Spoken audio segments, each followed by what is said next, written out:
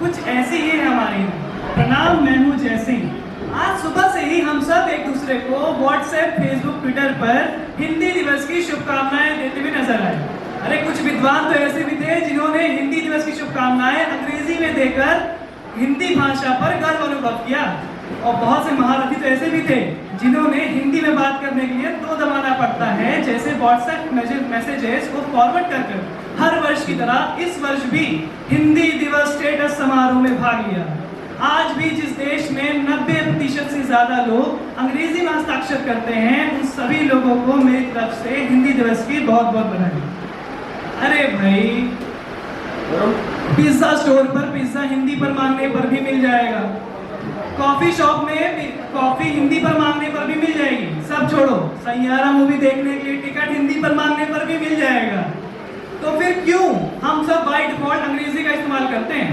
एक धन्यवाद हमारे गूगल हिंदी कीबोर्ड को भी, जिसने आज की जनरेशन को ये एहसास कराया कि अंग्रेजी सिर्फ एक भाषा है, बुद्धिमान बनने का तरीका नहीं।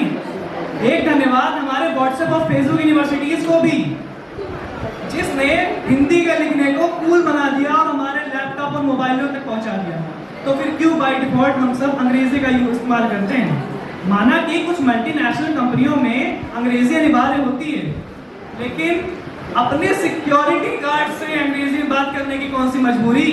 हम ये नहीं कह रहे हैं कि आप अंग्रेजी अपने बच्चों को ना सिखाइए, लेकिन अजीब तो तब लगता है जब लोग अपने कुत्ते से भी अंग्रेजी में बात कर रहे हैं।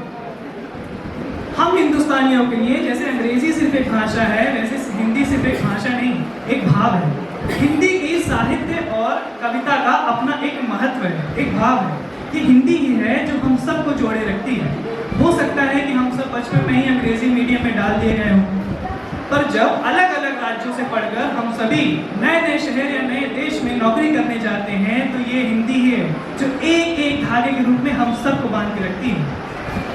अब चाहे अंग्रेजी की भाषा का घालमेल हो या फिर हमारी आम तौर पर बोलने चलने वाली भाषा, हिंदी माँ की तरह सब समझ जाती है।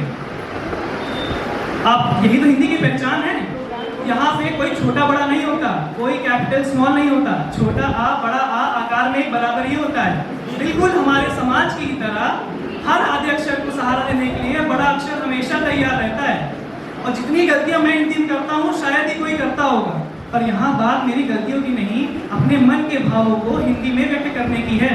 अगर हम आज हिंदी को नहीं बचाएंगे तो हमारे आने वाली पीढ़ियाँ इसे कैसे सुधार पाएंगी? अगर हम आज सिर्फ ट्विंकल ट्विंकल लिटिल स्टार में रह जाएंगे तो फिर कोशिश करने वालों की हार नहीं होती, इसे कौन समझेगा?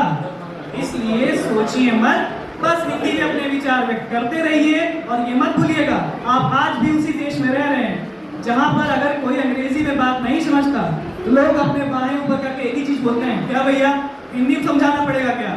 इसलिए हंसते रहिए, मुस्कुराते रहिए और हिंदी में अपने विचार व्यक्त करते रहिए।